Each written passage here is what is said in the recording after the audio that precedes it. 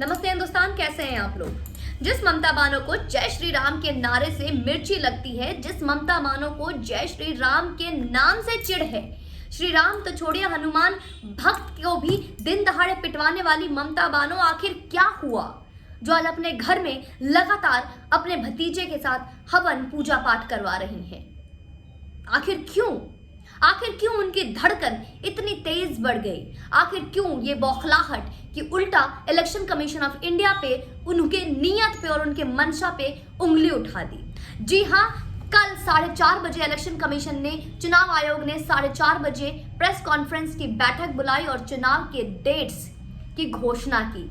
पश्चिम बंगाल सहित 5 राज्यों में आखिरकार चुनावी तारीखों का ऐलान हो चुका है और सबसे दिलचस्प ये है कि इस बार बंगाल में 8 चरणों में चुनाव होंगे। अब मैं आगे आपको ममता बानो की बौखलाहट के बारे में जिक्र करूं, उनके आरोप और प्रत्यारोप के बारे में बात करूं, उससे पहले हम नजर डालेंगे कि आखिर कब हो रहे हैं ये 8 चरण के चुनाव। सबसे पहला चरण का चुनाव होगा 27 मार्च को, फिर 1 अप्रैल का दूसरा चरण और तीसरा 6 अप्रैल, चौथा 10 अप्रैल, पांचवा 17, छठा 22 और 26 अप्रैल को 7वां और आखिरी चरण में चुनाव लड़े जाएंगे। 29 अप्रैल को आखिरी वोट डाले जाएंगे। लेकिन जहां 8 चरणों में चुनाव हो रहे हैं, जबकि अगर हम याद करें कि पिछले बार भी 6 चरणों में चुनाव हुए थे, लेकिन कोई ऐसी बात नहीं थी। लेकिन इस बार ममता बानो काफी कंफ्यूज हैं। ममता बानो काफी घबराई हुई है, काफी डरी हुई है और इस डर में और इस बौखलाहट में उन्होंने सीधा साधा निशाना तान दिया है चुनाव आयोग पे। जी हाँ, इलेक्शन कमीशन ऑफ इंडिया पे उन्होंने उंगली उठाते हुए अब उनके ऊपर एलिगेशन लगाई है कि बीजेपी के साथ मिली हुई है ये चुनावी आयोग। ये 8 चरणों पे चुनाव क्यों हो रहे हैं? पर आपको एक बार भी अंदाजा है कि ममता दीदी को आखिर क्या परेशानी है 8 चरणों के चुनाव से? क्या मायने बदल जाएंगे अगर 8 चरणों में चुनाव होंगे तो? आखिर क्यों ये बौखलाहट है ममता दीदी को? तो आपको याद दिला दूं, जब 2018 में पंचायत चुनाव हुआ था तो उस वक्त भी हमेशा से बंगाल का इतिहास गवाह है कि हमेशा एक रक्त रंजित चुनाव देखने को मिला है। जी हाँ, जहां पे हम ये हमेशा हर रिपोर्ट में देख लेते हैं कि वहां की जनता कहती है हमें वोट डालने से रोका जाता है, हमें घर से निकलने नहीं दिया जाता है, हर घर के बाहर टीएमसी के गुंडे तैनात होते हैं। वहीं पे जहां 2018 में हिंसा हुआ था, नरसंहार हुआ था, कितना ही दंगा होने के बाद भी टीएमसी बरकरार रही। वहीं 2019 में जब लोकसभा का चुनाव हुआ था तो उस वक्त भी हमें हिंसा और दंगा देखना पड़ा था।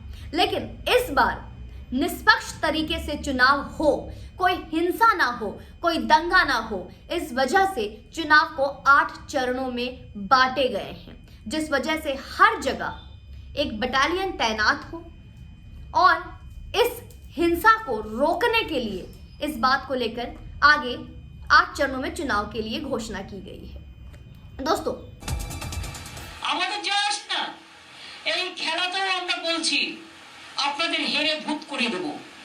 খেলা হবে 8টা ফেজে, হারিয়ে ভূত করে দেব। তার কারণ আমরা গ্রাসরুটের লোক। जहां ये आरोप और प्रत्यारोप तो लग ही रहे हैं, लेकिन जैसे ही चुनाव की तारीख सामने आती है, चुनाव की तारीखों का जैसे ही घोषणा होता है, आरोप और प्रत्यारोप के अलावा वहां पे दंगा और हिंसा बढ़ चुका है।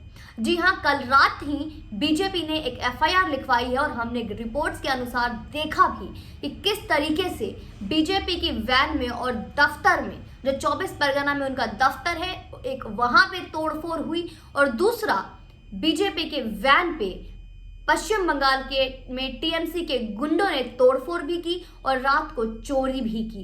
बीजेपी ने इसके लिए एफआईआर करवा दी है, आवाज उठाई है, टीएमसी पे आरोप लगाए जा रहे हैं। पर वहीं पे ममता दीदी कहती हैं ये 21 दिन का फुटबॉल का खेल है, अब खेला भी होगा और जीतेंगे भी। अब इन्होंने बोला अब खेला होबो। मुड़कर देखना, आप अकेली खड़ी रह जाएगी। ममता जी ने ये किया, ममता जी ने नहीं किया तो कौन किया? दोस्तों, जहां पे एक तरफ ममता दीदी डरी हुई हैं, जहां पे ममता बानो एक तरफ सहमी हुई हैं, जहां पे एक तरफ वो धमकियां दे रही हैं, आरोप लगा रही हैं, वहीं दूसरी तरफ इस बहरूपिया और नकाब के पीछे एक दंगाई छुपी हुई है, जहां पे टीएमसी के उन्हीं के गुंडे अलग अलग जगह पे बीजेपी के ऑफिसेस पे, दफ्तर पे, वैन पे अटैक कर रहे हैं, कार्यकर्ताओं को मार रहे हैं। लेकिन वहीं स्मृति ईरानी का रिपोर्ट आया है कि हमारे जितने भी, उन्होंने स्टेटमेंट दिया कि जितने भी हमारे कार्यकर्ता हैं उनका वो हिसाब चुकाएंगी, उनका बलिदान बर्बाद नहीं होगा। तो ये देखना बहुत दिलचस्प होगा कि कल जहां 2 मई की ट्रेंडिंग चल रही थी, हैशटैग 2 मई दीदी गई, तो 2 मई को क्या पूरा बंगाल ममता बानो का फेयरवेल सेलिब्रेट करेगा? क्या 2 मई हमारी बंगाल की बेटी का विदाई का दिन है? हमेशा से वो बेटी बोलती हैं अपने आप को, बंगाल की बेटी, बंगाल की बेटी। क्या इस बार बंगाल की जनता ने इस बंगाल की बेटी को विदाई करने का मन बना लिया है? बहुत सारे सवाल उठते हैं दोस्तों। तो सारे सवालों के जवाब, इस ऐतिहासिक चुनाव का फैसला और सारे डेट्स डिक्लेयर हो चुके हैं 2 मई।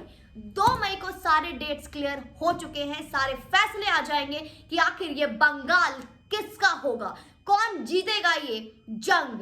आखिर यहाँ पे जहाँ पे एक तरफ परिवर्तन यात्रा हो रहा है, जहाँ पे एक तरफ धमकी दी जा रही है कि खेल होगा, दूसरी तरफ इसी खेल को बीजेपी विकास का खेल कह रही है, बंगाल का तरक्की का खेल बता रही है, परिवर्तन का खेल बता रही है, तो वहीं पे एक तरफ गुंडागर्दी और दंगाई बढ़ते जा रही है।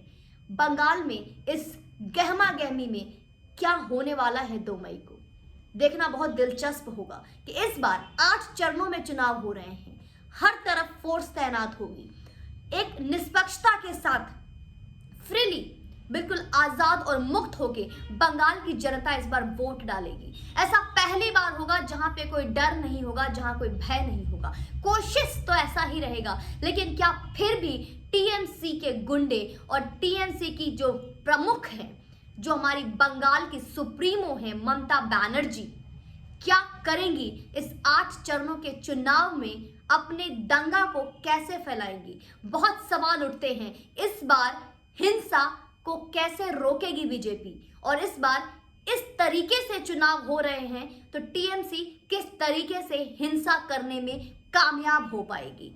बहुत दिलचस्प होगा। मेरे साथ बने रहिए। चैनल को सब्सक्राइब करें, लाइक करें और ज़्यादा से ज़्यादा इसको शेयर करें। रिक्वेस्टिंग यू ऑल कि आप मेरे साथ बने रहें, और कोई भी गिला शिकवा हो कमेंट सेक्शन में आप मुझे ज़रूर बताएं। जय हिंद, वंदे मातरम।